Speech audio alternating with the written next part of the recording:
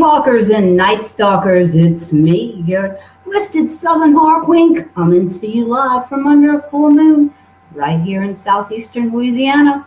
I'm glad y'all are hanging out with me tonight because, as usual, I've got some crazy haunted tales lined up for you guys. Now, if y'all were tuned in last week on Armed Radio or here on Facebook, you know my shows are a week behind, so tonight I'm doing last week's show, which was about 911. So it was actually one of the most horrifically memorable dates in American history. And the spirits that linger behind this horrendous event that went down on September 11th, they're still there today. Everybody and their grandmama can remember exactly where they were when this tragedy took place. I was actually wearing a suit and heels, and I know that's scary enough on its own, but I walked into our office and I see everybody standing around the conference room and they're staring up at the TV. So I look up at about the same time that the second plane hit, and I thought everybody was watching a movie. It didn't take me very long, though, to figure out that this was real time. And as the cameras rolled on, people were jumping or falling from out of these flaming buildings. So people noticed right away that there was something evil in the air besides the physical fallout from the attack. Almost immediately, these pictures started being posted of these demonic faces that had emerged in the billowing smoke that followed these explosions. Now, I've looked at several of these still frames and some of the videos. There are 13 distinct wicked faces that were documented that day, and from them forward. There have been many, many tales of paranormal activity on that site. There's still hundreds of reports from workers and volunteers that participated in searching through the rubble for these bodies. Now, along with these eyewitness statements comes tons of photographs of white, misty figures floating around over the rubble. These spirits are those that perished. They're out there and they're searching desperately for an answer. They don't know what happened to them. Some of these victims never knew what hit them, but then there were those that looked out of a window just before a plane plowed through their building. They saw what was coming. So imagine the terror and the desperation and the flux of adrenaline and the sensation of damnation that these folks felt as they braced for impact. That was the very state that hundreds of these victims died in. And it's that very sense that saturated the soul where the Freedom Tower stands today. The cleanup after the attack took 9 months to clear out. There was a total of 1.8 million tons of rubble and debris that were moved to this landfill, where volunteers sifted through every handful looking for remains or any form of identification that they could find. Many of these spirits also came to the site where this rubble had been delivered. This dude named Frank Morrow was an NYPD officer that had been assigned to help and oversee the Sifter project. Frank had so many encounters with the spirits of these victims from 911 that he wrote his own book entitled Hallowed Ground. That may be a book you might want to pick up. Now, among some of Frank's experiences were these, two of which we've talked about in the past. Frank, on several occasions, witnessed a colored woman dressed in a Red Cross uniform. She was carrying around a tray of sandwiches. The apparition was strikingly vivid until she got near him. Then she just faded away into nothing. Well, Frank wasn't the only worker on the site that saw this Red Cross woman. Several of the other volunteers reported witnessing the same exact image. And there's another example. Frank, along with many others that worked the site of the attack, as well as the Sifter project, reported seeing soul reapers. Now, these are large black masses that slowly hovered over the rubble, and they were said to be there to help these lost souls find their way. And it's a good thing, because I'm certain that help was needed, but I'm also certain that not every wayward spirit was retrieved from either side. Now, Joe Lanning, he was another NYPD officer. He worked at Ground Zero 12 hours a day for 5 months. His first paranormal encounter was on day 1. His work hours were from 4 a.m. to 4 p.m. So he rolls up on the work site at 4 in the morning, and he sees this man walking around in the middle of all the rubble and the debris. Well, he gets out of his vehicle and He's ready to start his work day. He decides he's going to go over and get a status report from this dude that he sees walking around. But the second he gets close enough to call out to him, this dude disappears into thin air. These experiences became the norm for Joe and everybody else on these sites. 5 months into this heart-wrenching detail, and his heart literally gives out on him. After his heart attack, Joe was forced to retire, but several of the spirits that he encountered while he was working on this gruesome detail came home with him. Hey, I see Ronnie and Lori Owens have joined. Big Joe's in the house. Steve Rhodes, what's up, Red? I got some flowers for you. Hey, Miss Wanda, I see you're hanging in over there too. Glad to have all you guys listening tonight. So anyway, Joe's got this room in his house where he and his buddies used to kick back and play a little bit of music on weekends. He said the room actually became rife with paranormal activity. He'd walk in there and there'd be cold spots and the smell of cigarette smoke or perfume, and his cell phone battery would immediately drain. The lights would flicker, so he starts snapping pictures, and guess what? These photographs actually revealed apparitions in the form of foggy streaks of light, also known as ectoplasm. On one occasion, the ectoplasm even spelled out his name, and another time, a spectral crucifix appeared on his kitchen cabinets. The next day, it was a figure of the Twin Towers that appeared in the same spot. It's hard to believe that, isn't it? Can't doubt it, though, because he actually has photographic documentation of all 3 of these events. Awesome. So first responders on site, witnesses, and volunteers weren't the only ones that were directly affected by this horrendous remains that were scattering the area. Several days passed before these folks that lived anywhere near Ground Zero were allowed to go back home. And most of these folks were accompanied by police or firemen just to make sure they'd be returning to structurally sound residences. Imagine having been at work only a few blocks from where these attacks went down, close enough to see all of this madness, and you're wondering, out of all your friends and your family, who'd you lose? And then at the end of the day, they're telling you that you can't go home. Well, here's what makes it worse. Several days have passed. You and everybody you know or encounter are physically and mentally exhausted. Your only form of relief is now you're being told you do get to go back home. So you're escorted all the way to your door. Everything's basically okay. It's covered in ashes and trash and soot and stuff. But when you open the door and you see that there's this huge gaping hole in the wall where there used to be a window. And now, just inside what was once your dining nook, sits 2 airliner seats with the scorched remains of human bodies still strapped in them. Yeah, it was like that for more than one person out there. I see my favoriteest uncle in the world, D.W. Heron, is joined. Johnny Jenkins is in the house, Rod Fleetwood, and Angela. Hey, girl, what's going on? I'm glad y'all are hanging out with me tonight. Anyway, there were a ton of grisly tales running rampant for days and weeks after this attack. A policeman dead of a self-inflicted bullet wound. His legs were crushed in the rubble. He chose to die quickly rather than to just sit there and die slowly. There was a baby's broken body trampled on in the street outside of World Trade Centers. A pair of clasp hands severed at the wrist, one black, one white. 5 emaciated bodies were dug from the debris sometime in November. Those folks actually died of starvation. And these are just a few of the tales that we know about. There's bound to be multitudes of others. Anyway, on November 3rd, 2014, the Freedom Tower was opened on the site of where the Twin Towers once stood. And inside the World Trade Center complex, there were also a set of twin fountains and a September the 11th museum constructed to memorialize all these victims and the site itself.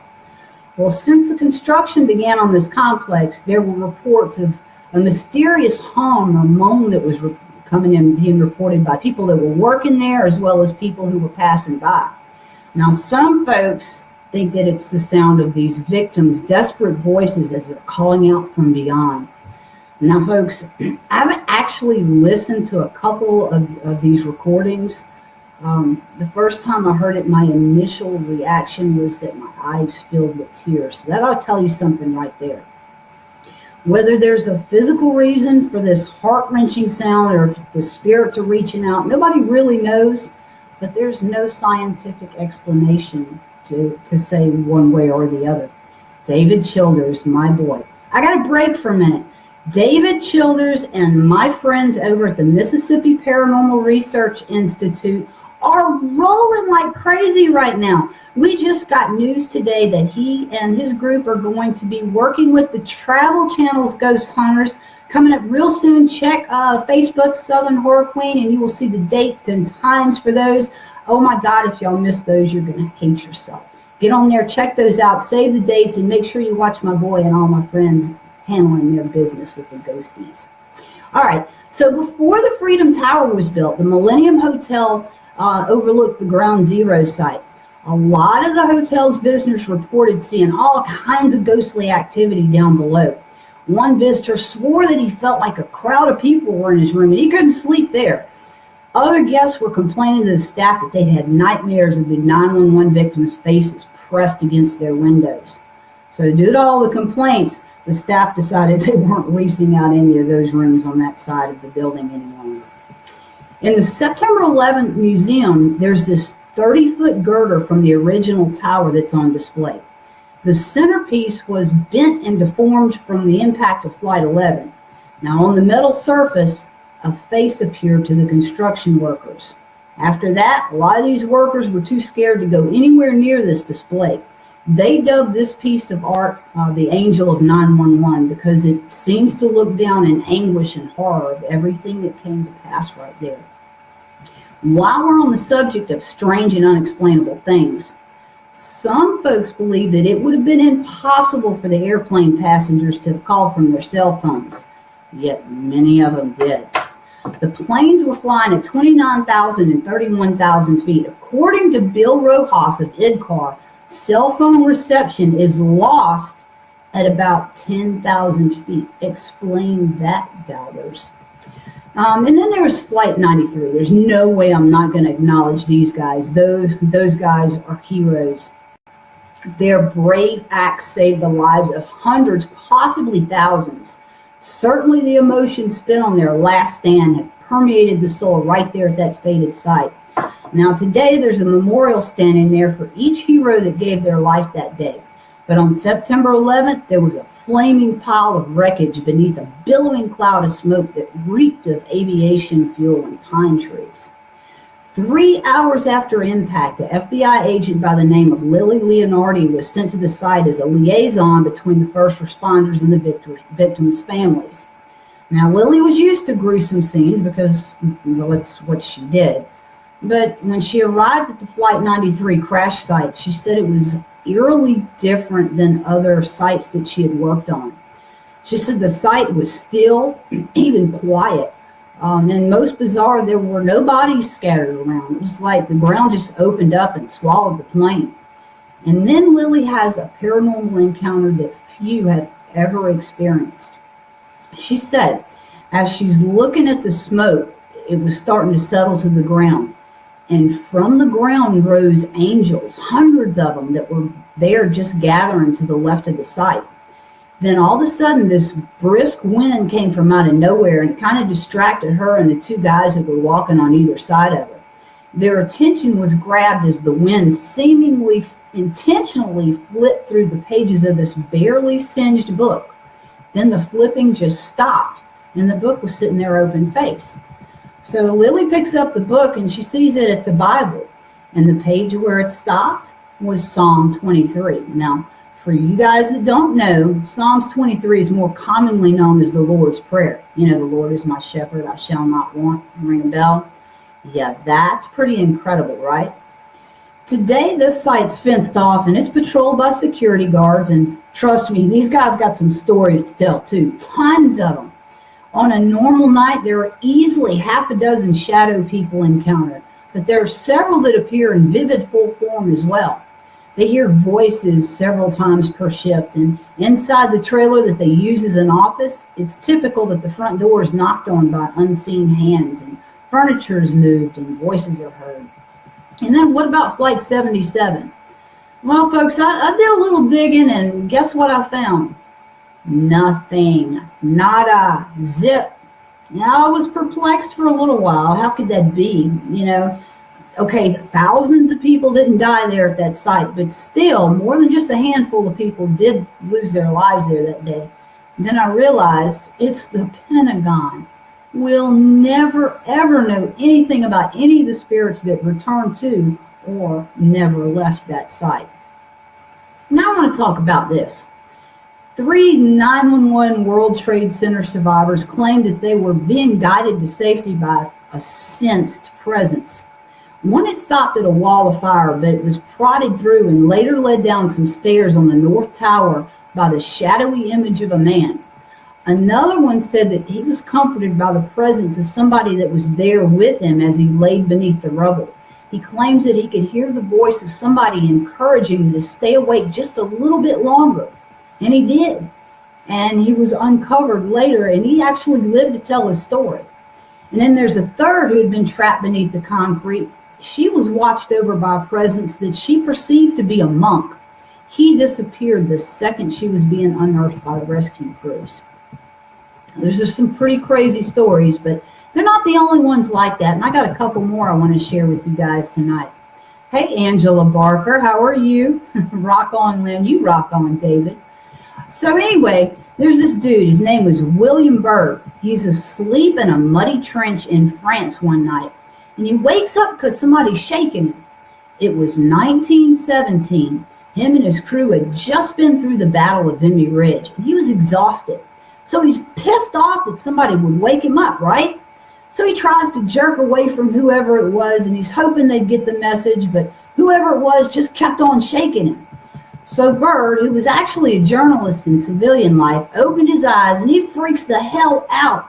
This person that had been shaking him was his brother, Steve, who had been reported MIA 2 years earlier.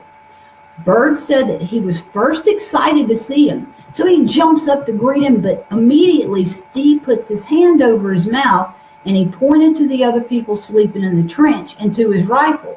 Steve says, "Go get your gear." So Byrd's trying to figure out how in the hell it is that his brother even found him there in the first place. But he follows Steve, and Steve's leading him away from the trench, and Byrd finally decides to ask him where they're going, and at that moment, Steve rounded a corner and he disappeared. Well, Byrd searched for him frantically, but eventually he came to the conclusion that he'd been sleepwalking or something. So anyway, his brother had been wearing the uniform and cap of 1915, which of course was 2 years out of date. Well, eventually he gives up on looking for him, and he crawls into the nearest trench hole where he immediately fell asleep. The next morning, he's woke up by soldiers who were highly excited to find him alive. The trench where he dreamed that his brother had shaken him awake had been hit by a high explosive shell during the night. Byrd walks over to the trench and he sees the remains of the men who left there sleeping. There was no part of them big enough remaining to identify any of them. Byrd wasn't the only soldier that had experiences like that, though. Another World War I soldier named George Maxwell accidentally got separated from his platoon in no man's land. He wasn't just lost, he had no idea how far behind enemy lines he was, or if he just crossed over into hostile territory or not, so he's terrified.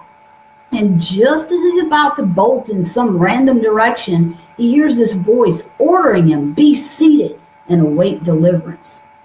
So he's startled by the authority of this voice, and Maxwell, of course, he sits down and does what he was told. Well, one of his comrades later found him kneeling in a crater and led him to safety, so thank God for that voice, right? Then there's the experience of Sir Ernest Shackleton. In 1916, Shackleton's boat came mired in ice.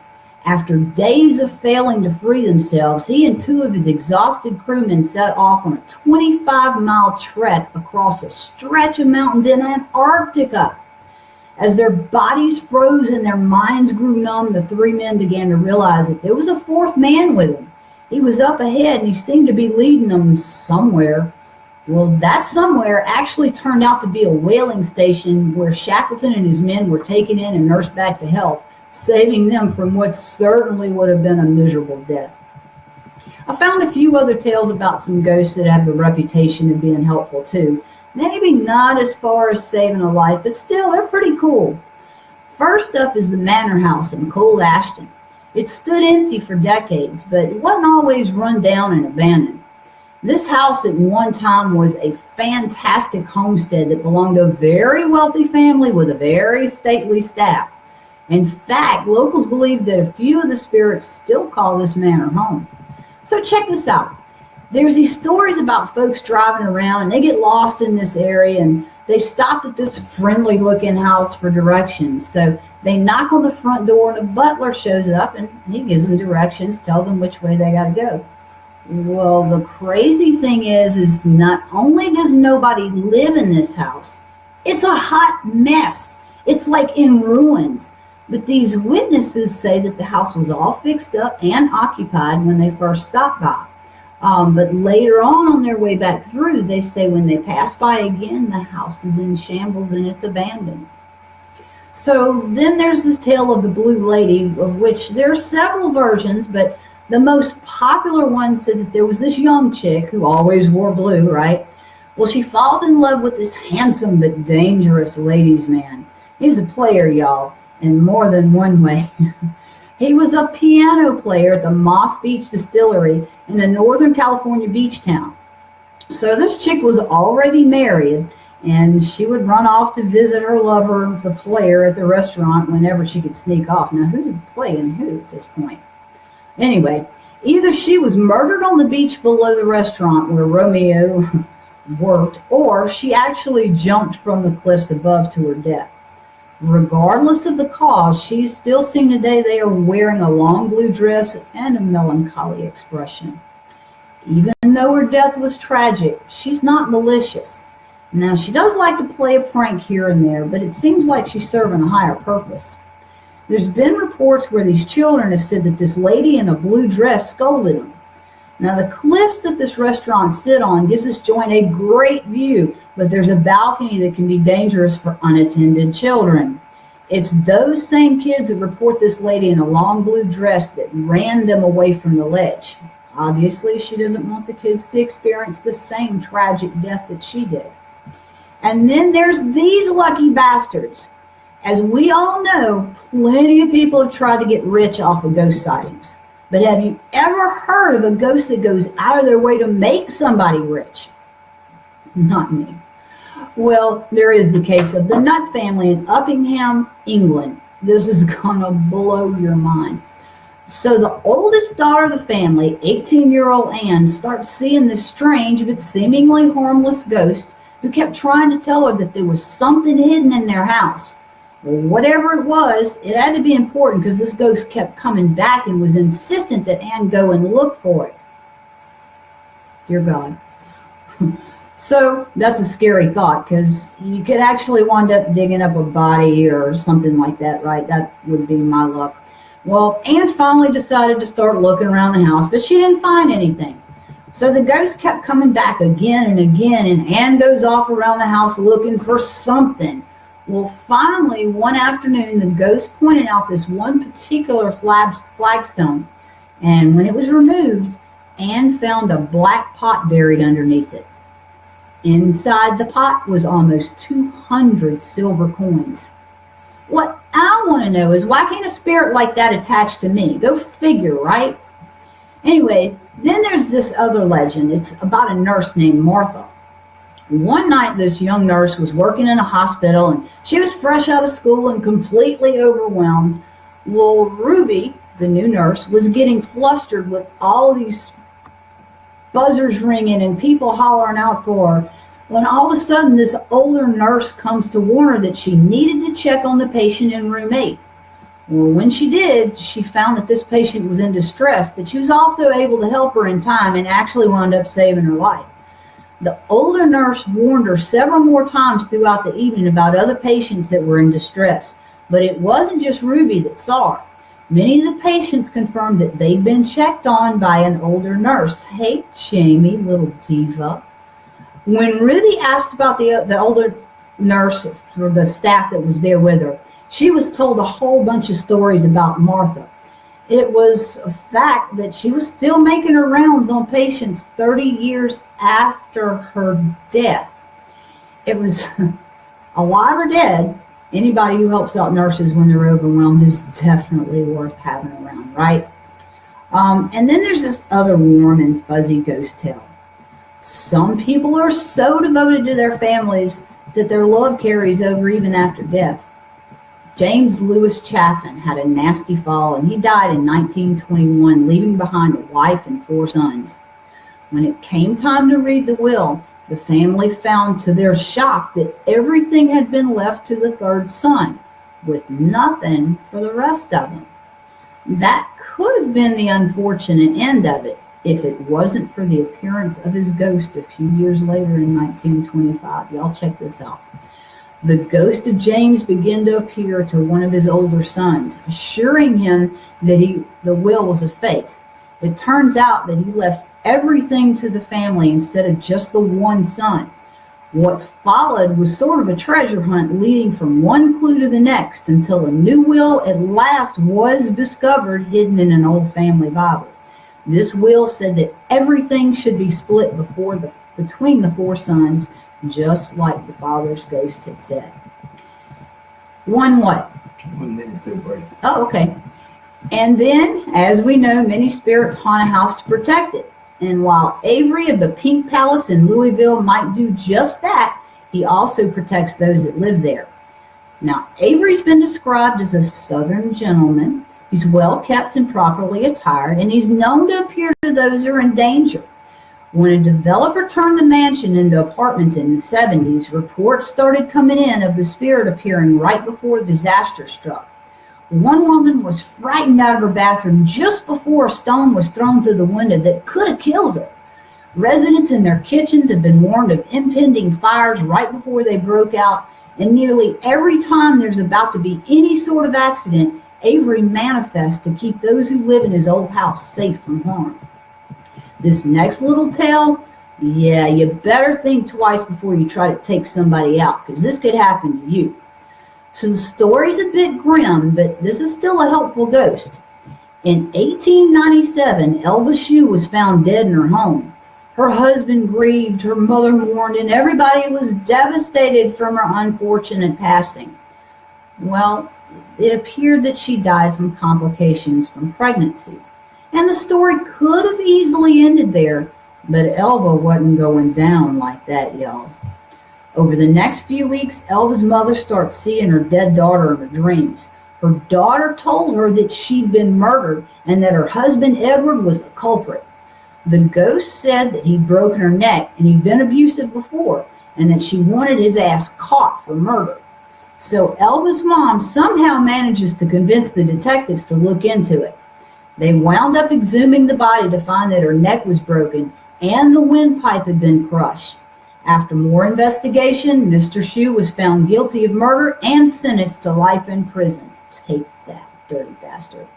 This may be the only time a ghost testimony was ever used in convicting a murderer. All right, folks, so that brings us to the halfway mark of the show. It's time for my always awesome and sometimes sober producer, Jimmy Bell, to turn it over to our sponsors. So you folks tune it in on Armed Radio. I'm sorry, but my husband has decided to drop his pants and moon me in the middle of my broadcast. So I'm mildly distracted at the moment. Let's try this whole break thing again. It's my life, people. User left your channel. So everybody go make your pee run, grab a drink. Just make sure that you stay tuned in right here on Armed Radio and TuneIn Satellite, because I'm going to be coming back with more haunted history and creepy urban legends. So you guys on Facebook, while those folks are listening to commercials, I'm going to drop some This Day in Horror History on you guys.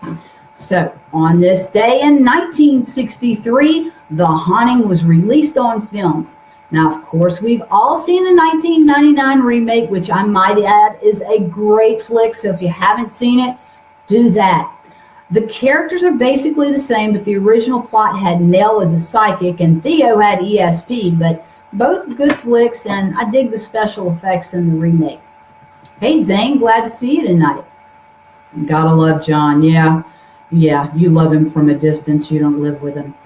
The next mentionable release came in 1987, one of my all-time favorites still today. In fact, I own the entire collector's edition of DVDs. Hellraiser. Hellraiser, y'all. Clive Barker started an entire movement with the release of this flick, and it's so twisted. You guys have got to check it out. That's a great thing to binge on in a weekend. Just watch every single one of them. Melt your mind. And in 2009, Megan Fox goes all guts and gore in Jennifer's Body. I like my horror a little more on the paranormal side, but hey, everybody needs a dose of blood and guts from time to time. And I got to give a shout out to the first horror film released on this date. Shandu the Magician went public in 1932, y'all. 85 years ago, there were horror freaks just like us. Now, this film isn't exactly a Friday the 13th, but considering back in the day, it was pretty controversial. See, this dude had been studying with the monks, and he'd mastered teleportation and some other little bonus skills, so he puts them to use in his magic show. So Shandu, who in the movie his name was Frank Chandler, tries to keep from using his abilities except for when he's in disguise as the magician. Well, his sister's mad scientist husband is kidnapped by the villain Roxor, who is played by none other than Bela Lugosi, and he wants to force the scientist to build this death ray so he can destroy everything, and only Frank can stop them. Great plot for something back in the day, right? And then just for shits and giggles, I did a Google search for Lynn Gibson September 18th, and I got a few results, so here's something from the Southern Horror Queen's day in horror history. This is about the Breslau vampire. The legend was well known in Germany in the 16th century. The tale originates when a shoemaker committed suicide on September 20th, 1591. Well, the family was shocked. Suicides brought shame to the entire family back in the day. So these folks took desperate measures to cover up the fact that he'd sliced his own throat. They told friends and family that he died from a stroke, and then they hired this old woman to come work on the corpse to hide the wound on his throat. Well, when she finished, the family finally allowed the priest and other family members to come in and view the corpse. 3 days later, he was given a proper funeral and burial. Not long after he's in the ground, rumors of how he died start circulating. The family was terrified of these rumors getting out, and they were scared to death that they would reach the ears of the city council, which would surely force the body to be exhumed and reburied on unhallowed ground. With every confrontation, this family would swear that the man had injured himself during the course of the stroke, and that's where the scar on his neck came from. Well, the family continued to deny the true cause of death, but then the reports start circulating that the man had been seen out on the streets after he's buried. Reports of attacks were on the rise. Men and women alike claimed that they'd been attacked by him, and they'd had visible wounds from where he'd restrained them, and they tried to feed on him. Finally, after 8 months of this madness, the city council ordered that body of Shoemaker to be exhumed. On April 18, 1592, the body was dug up. When the coffin was opened, city officials found there was no decay. The body wasn't stiff, there was no obscene odor. In fact, the body was quite plump, though the self-inflicted wound on his neck remained. And in fact, it was gaping and oozing with fresh blood. Now, the body remained unburied for quite some time and was guarded around the clock. But curiously, the attacks didn't stop. It was then decided that the corpse would be buried under the gallows. Yeah, that's going to help, right? Well, on May 7th, the shoemaker's body was exhumed again. This time, the city council had his head, heart, arms, and legs removed and burned. The ashes were then gathered, put into a burlap sack, and thrown into the river. At that point, the attacks were ended, at least until his wife died shortly after. Reports of attacks start circulating again. Well, they didn't wait this time. They immediately exhumed her, and she met with the same fate as her husband. And then it was all good again. All right, so the folks on Armed Radio and TuneIn Satellite are back with us now. They caught most of that story, so I hope they enjoyed it too. Glad to see that they stuck around, and That makes me a little creepy chick happy. So let's get the party kicked back up. I want to tell you guys about some creepy ass child ghost legends. Check this out. There's this legend of a ghost in the UK that likes to hang out in the middle of the highway. Folks say that for the past few decades, there have been tons of reports of car wrecks along the same little stretch of Old Nile Road in Britain's West Midlands. Some of these wrecks were pretty serious, and some folks just barely escaped having a wreck, and of course they wanted to report their near misses. After the reports are filed, investigators discovered one very mysterious common thread. All of the drivers had reported seeing the apparition of a young girl somewhere between the ages of 3 and 5, dressed in Victorian clothing, that suddenly materialized in the middle of the road. So of course the wrecks ensued, and when the drivers would swerve to avoid hitting her, the girl would just disappear. Now there's no notable deaths in the area, but research is ongoing, and hopefully someday someone will be able to identify the little girl. And then of course, where else would you expect to find the ghost of a child but at a playground? But this isn't just any old playground, folks. It's actually in the middle of a cemetery. Wait, what? No, you heard me right. Founded in 1822, Maple Hill is the oldest and largest cemetery in Alabama. It's almost 100 acres. Well, within the cemetery itself, tucked away in a cove that's surrounded by a rock cliff on 3 sides, where the paths lead through the woods, there's the dead children's playground. During the day, the spot is nearly kind of a cheery little spot, but you know, when the sun goes down, it changes into something a little bit more on the sinister side, because that's when the ghost children come out to play. So what sparked the idea of putting a playground in the middle of a graveyard anyway? Well, legend has it that back in the 1960s, there was a bunch of child abductions, and sadly, the mutilated bodies of these missing children were found in the area where the playground stands today. Since then, there have been reports of swings moving on their own and children yelling and giggling. And of course, when photos are taken, there are orbs of light that are believed to be the spirits of these kids captured on film. A lot of this activity occurs between 10 p.m. and 3 a.m. It's far too late for any live kid to be outside playing, but it's the perfect time for a ghost. The most eerie report is the common occurrence of swings moving in sync by themselves and then suddenly coming to a complete stop. And some folks have even seen dust rise up underneath the swings, just like somebody jumped off only seconds ago. Others who have taken photographs see circles of light that show up on their photos. Some are about the same height as a child. Well, in the fall of 2007, the city of Huntsville tried to take the playground over in order to increase the size of the cemetery to accommodate more graves and tombs. It was done literally overnight. One morning the playground was there. The next day all the equipment was torn down and the area was destroyed. The locals were pissed. And they raised so much hell that the city had to pull the work order for the cemetery, and new playground equipment was installed immediately. That's right, because us Southerners embrace our ghosts, especially the young ones.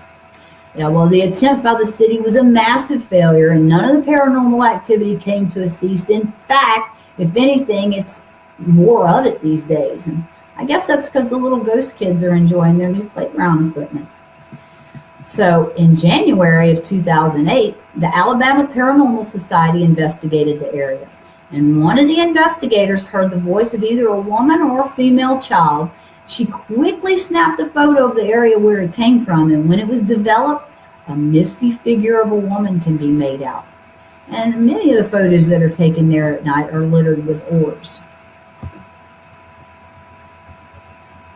I'm sorry, I'm having a little technical issue right here. Let me handle this. Okay, handled. Then there's the ghost of Cathedral Park. Now, Thelma Taylor was an ordinary high school girl in 1949. She was working as a berry picker in Portland, Oregon for some extra money, right? Well, one day while she's waiting for a bus, she's kidnapped. Her assailant, Leland Morris, had a rap sheet a mile long, beginning with arrests as early as the age of 13. Morris later admitted to holding Thelma hostage, where he raped and sodomized her at least 15 times. Cathedral Park wasn't a park back in the day. It was overgrown and it was rarely visited by anyone. A perfect setting for somebody that had in mind to do some sadistic shit like this. Hey, Freddie. Hey, Glenn. How are y'all doing? Oh, I see Brad and Melissa Chitwood, too. How are you guys doing tonight? So, Morris had tied the poor girl up to trees. He beat her with iron rebar. He burned her with cigarettes before he graciously decided to murder her to keep him from being ratted out. He then threw her body into the Willamette River. Cathedral Park, the location of her murder, has kept a hold on her immortal spirit for over 60 years. Portland residents have shared stories of being terrified by her agonizing screams that echo through the night there. And then there's this one other ghost kid. This is the youngest ghost child tale that I've ever run across. Job Withrow Beeson was only 11 months old when he died in 1870. Beeson was the grandson of a very wealthy lawyer, and he was laid to rest in the family crypt directly across the street from his grandfather's Greek Revival mansion.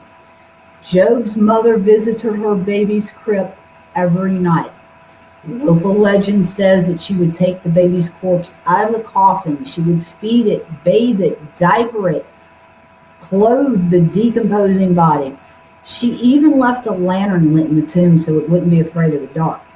Well, needless to say, all that madness anchored the kid's spirit to our realm, and the locals claim that you can still hear him crying for his mother every night there. Clara Sharkey's in the house. You go, girl. Then there's the Hayward Plunge, which has a sinister and grisly history. The truth behind the legend of the child ghost here have produced reports of a shit ton of horrible happenings. Legend says that a swim coach in the 1960s kidnapped his entire team and took them to this creek where he left them, and he tells them don't leave this spot. Later, when it's dark, he comes back and he murders every single one of them. When he finished his deranged deed, he dumped their bodies in the water before he left the scene. If you visit the plunge at night, you'll hear the sounds of these panicked kids running around in the woods crying for help. Other reports of mysterious cold spots and unexplained rock slides only go to prove that this is truly a scary spot for hunting child ghosts. And then there's one last kid ghost story, the Lindbergh School Ghost. In the Chicago suburb of Hoffman Estates, there's a road called Shoe Factory Road that is notorious for supernatural activities. One of the most popular tales there is about this ghost that still resides in an abandoned Spanish colonial house that was built as a school, then converted into a private residence. The occupants moved out in the late 1980s, and the reason why, according to local legend, is that a young boy took a knife and murdered both of his parents in the house, and his ghost continues to haunt the place today. Many of the locals have reported seeing his apparition sitting on the front steps while he's sharpening his knife. Excuse me. And some of these sightings have happened as recently as in the past year. Local paranormal investigators also claim to see and hear little Switchblade, as well as other mysterious children running around the forest there. So, okay, from ghost kids to something a little bit more gruesome, because we like gruesome, right? I'm going to give you guys some of the creepiest tales straight from Death Row, brought to us by the Occult Museum. Alcohol-free tonight, guys. That's the people with the haunted piece of wood? That is the people with the haunted piece of wood and several other relics. Raymond Snowden. On September 23rd, 1956, Raymond Snowden met Cora Dean. Cora was a newly widowed, and on this night she was out partying her ass off on the town by herself, gambling and drinking her way through grief. Now, sources are unclear on how the two met and who made the first move, but it was Raymond who eventually attacked. He slashed Cora's throat and stabbed her between 29 and 35 times. What ultimately sent him to death row was the fact that Raymond deliberately plunged the knife into her back and dug around until her spinal cord was severed. Raymond was executed on October 18, 1957 by way of hanging, The rope didn't initially snap his neck, though. It took over 20 minutes for this demented bastard to die.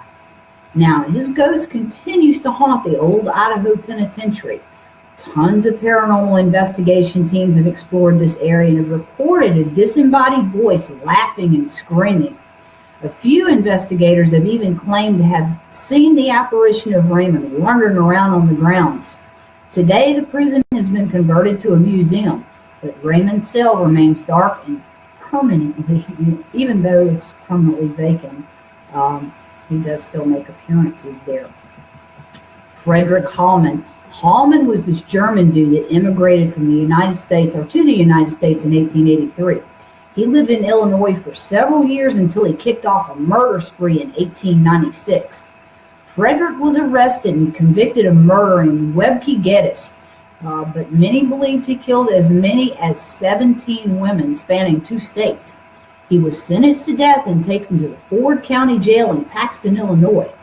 Despite his conviction, Frederick refused to confess to the full magnitude of his crimes. In interviews, this violent bastard swore that he'd return and haunt those that put him behind bars. "I will haunt them to their graves," he said. "I will rap on their windows at night, and they will see my face in their windows." Well, this psycho was true to his word. He began haunting the jail immediately after his execution in May of 1897. Shadowy figures have been seen in and around his cell. Some visitors claim to have heard his disembodied voice while in that area, and one paranormal investigation team even claimed to have successfully captured Frederick on film, looking in on his own jail cell from the window.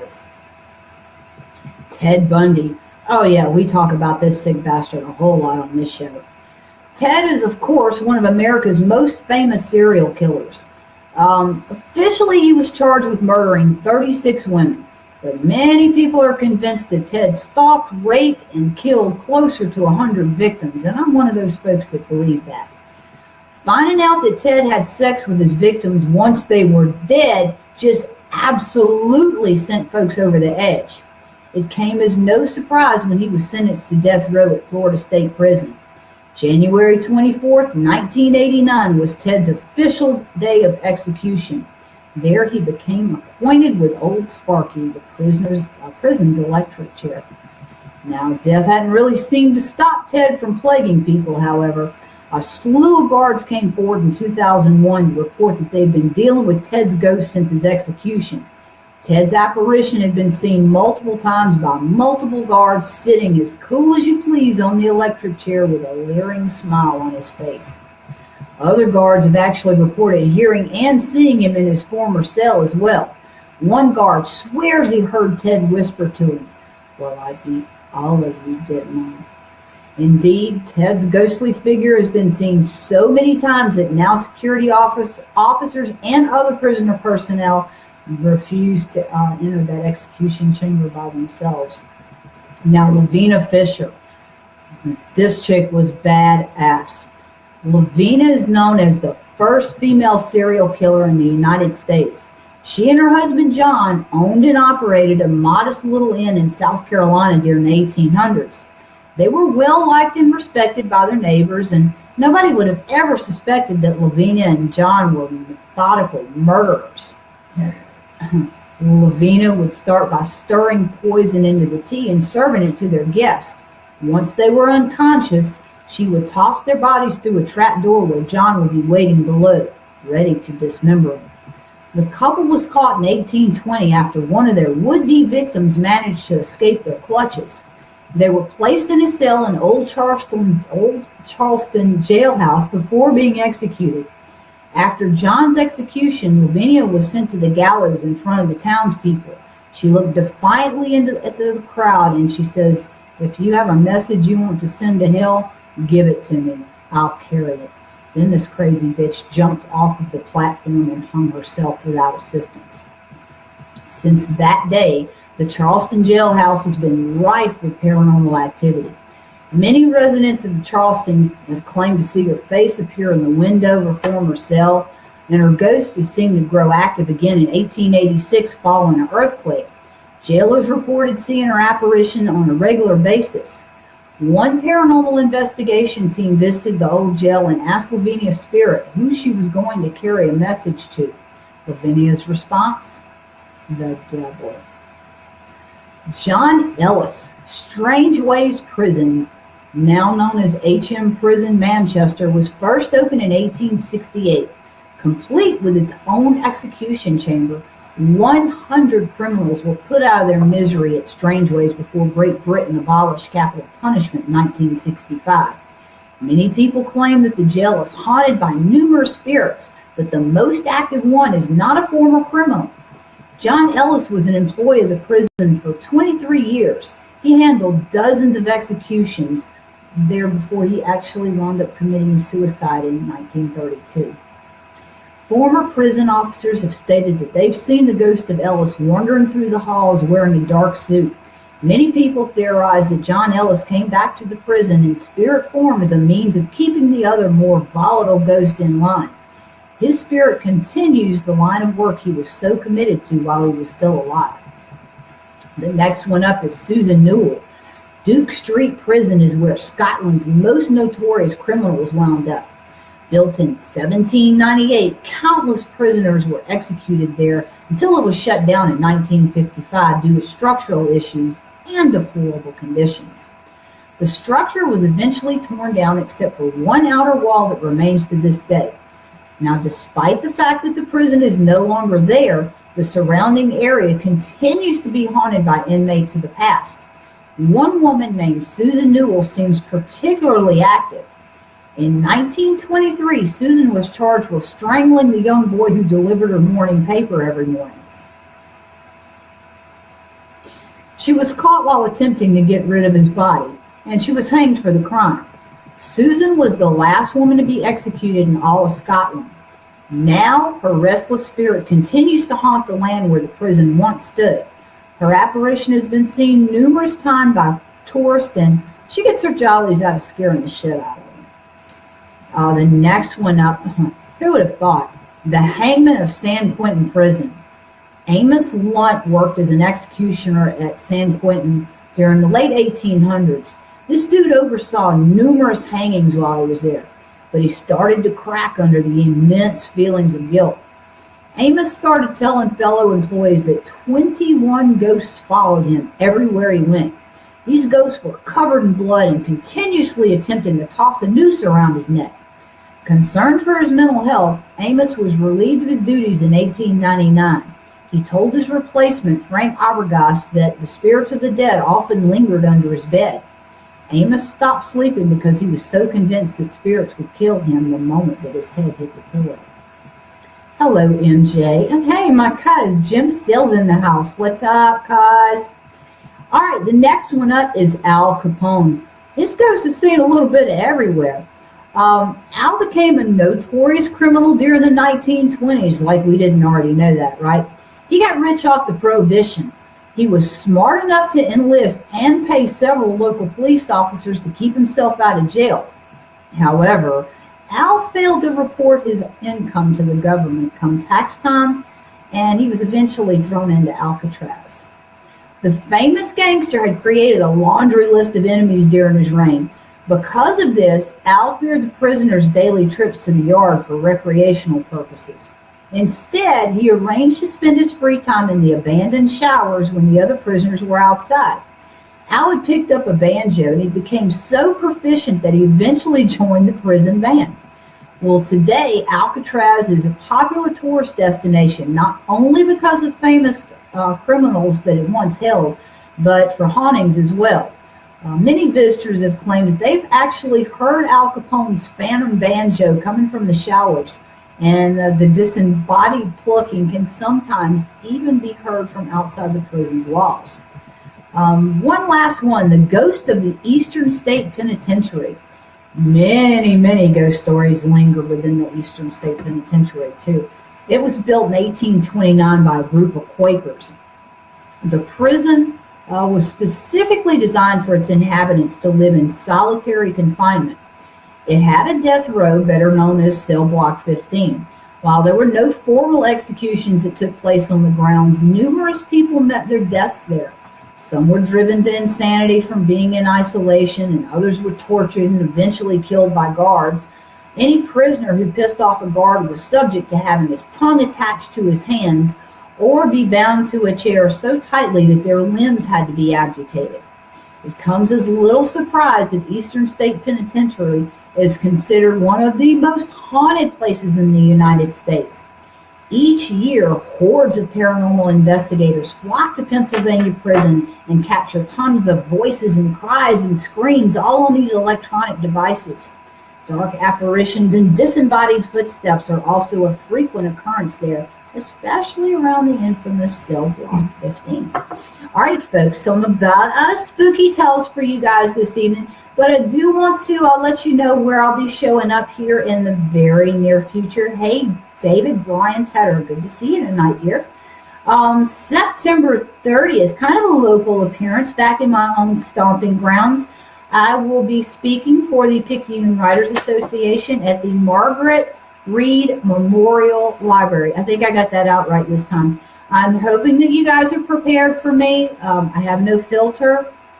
I'm sure that you know that already. But this is going to be a great little talk. I'm going to talk about writing horror, maybe a little bit about my latest release, Wicked Truth, which is just blowing up right now.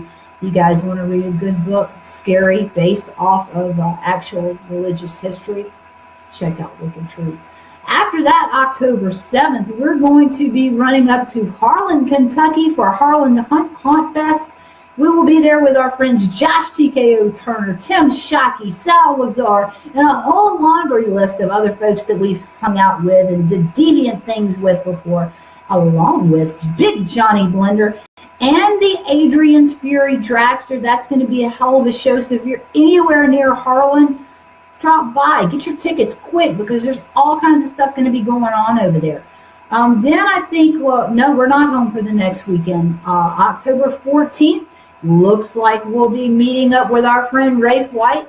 This will be on the coast.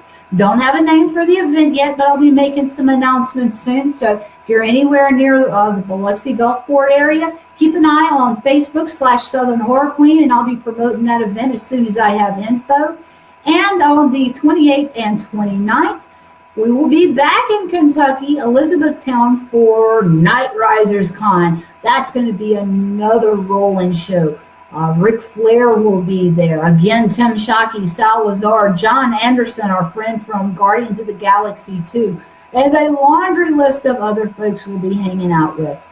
So just wanted to tell you guys, tune in next week on Monday when you need to get your creepy on. You can check me out on authorlynnGibson.com or here again on Facebook/Southern Horror Queen. But until next week, folks, y'all keep it creepy.